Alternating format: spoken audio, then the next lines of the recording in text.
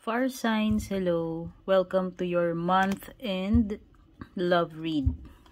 Tingnan natin. Na bang meron or balita pagdating sa love life mo ngayong katapusan ng January.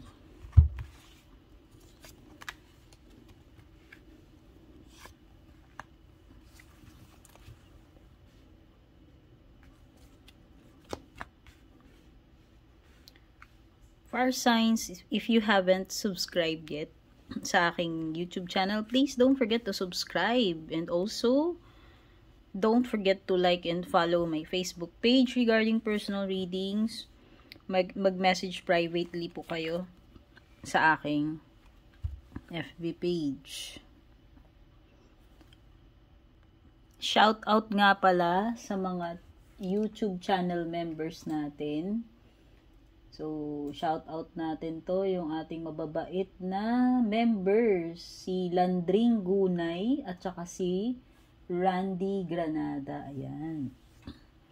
So, Landring Gunay and Randy Granada, meron kayong discount kung mag-a-avail kayo ng personal reading services kasi member kayo ng aking YouTube channel. So, ayan. FYI, sa mga members at magpapa-member pa lang kung gusto ninyo sa aking YouTube channel, makaka-avail po kayo ng discount kung magpapabasa kayo. Okay? At kung magsusubscribe naman po kayo sa aking FB page, makaka-avail din kayo ng discount. So, iba pa po yun. Ang tawag sa YouTube is membership. Magpapa-member ka, magjo-join ka ng membership. Tapos sa naman, sa Facebook naman is subscription. Okay, so nakikita ko dito, parang nai-stress yata kayo ngayon, fire signs, no? Aries, Leo, Sagittarius dito sa person ninyo. Kasi parang may nakita akong awayan dito. Pareho kayong nasasaktan or nagkasakitan ng feelings, no? Kaya lang kasi parang may escapist attitude dito eh. So, pwedeng yung isa ay umiiwas, no? So, instead na pag-usapan, ayusin, non-confrontational yung isa. Umiiwas siya na, pag-usapan yung problem. Okay? Possible din na merong mga dito, secrets going on sa inyong dalawa. Hindi ko alam kung sino ba itong may mga tinatagong secrets. Ikaw ba o si person mo? So, para sa'yo, nai-stress ka dito. Okay? At saka ang dami ninyong pwedeng yung iba dito, pati pera pinag-aawayan ninyo. No? Basta marami kayong differences nitong tao na to, nitong person mo. Ang dami ninyong mga, pinag-aawayan. Ang daming mga diferensya. No? Parang may distansya kayo ngayon sa isa't isa eh. May Cold War, no?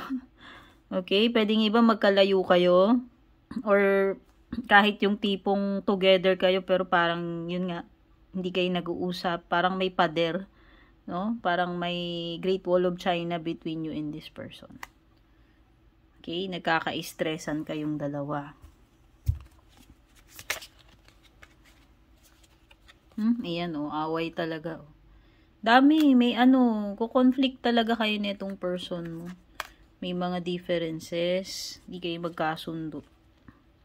Pwede yun nga sabi ko nga, pwede pinagtalunan nyo lang as simple as pera. Alam mo yung parang madali kayong mag-away, ma-trigger.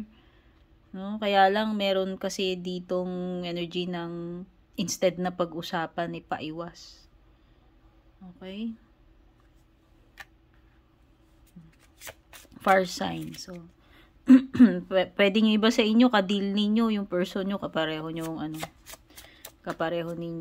fire sign. Pwedeng iba may anak na, pamilya na kayo, mag-asawa kayo nitong person mo. Pwedeng dumidistansya na lang yung isa dito para lang, alam mo yun, para na lang hindi kayo parang away at pusa na lagi kayong nag-aaway. Okay? So, meron na lang ditong lumalayo. Siya na lang yung dumidistansya. Six of Swords, so parang may pag-alis dito, oh. Ganyan ba yung person mo pag nagagalit, naglalayas, umaalis? Meron kasing mga ganun eh. Tapos pagka okay na, babalik. Okay? So, kasi pa may nakikita ko dito parang aalis. Lalayo, lalayo, didistansya, aalis. Nakaka-imbier na yung mga ganun, no? Hindi ko alam kung yun yung coping mechanism nila para lang hindi kayo magkasakitan or ayaw lang nilang mag-deal sa problem. Sabi ko nga may non-confrontational dito sa inyong dalawa. Meron yung ayaw ng usapan. Yung pagka mainit ulo, pag galit, aalis, sisibat na lang. So, parang may ganyang energy. Kailangan ninyong i-workout ito. Ayan, no? Kulang kayo sa teamwork. Okay? Hindi ko alam. Pwedeng yung isa nakikipag-teamwork, pero yung isa hindi naman nakikipagtulungan. Kasi pwedeng ganun eh.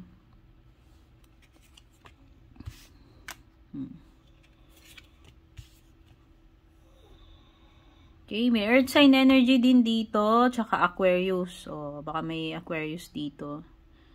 Tsaka Taurus, Virgo, Capricorn. Ang dami ninyong differences na itong person mo. Na madalas nag-aaway kayo. Tapos walang teamwork, hindi nagbibigayan. Tapos pagka kailangan mag-usap, merong hindi willing makipag-usap. Okay?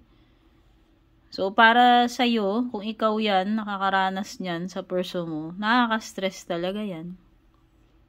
Okay? Na-overwhelm ka dito.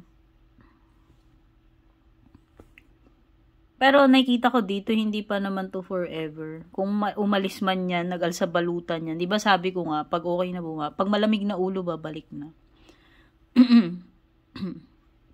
Kasi yan, nakikita ko, maayos nyo naman yung conflict ninyo with the Ace of Swords.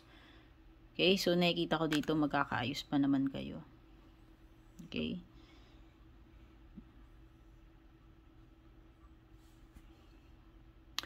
Para lang kasing feeling nung isa, syempre nagmumukha naman siyang tanga siya, gusto niya makipag-usap, tas yung isa pa iwas. Parang ganun lang eh. Pero yun na nga, dahil meron ganito, feeling ko naman ayan wag naman kayo magi-give up dito. Tingin ko, hindi naman kayo basta-basta magi-give up dito sa relationship ninyo. Married man kayo or hindi. Nakikita ko na maayos nyo yung problem ninyo.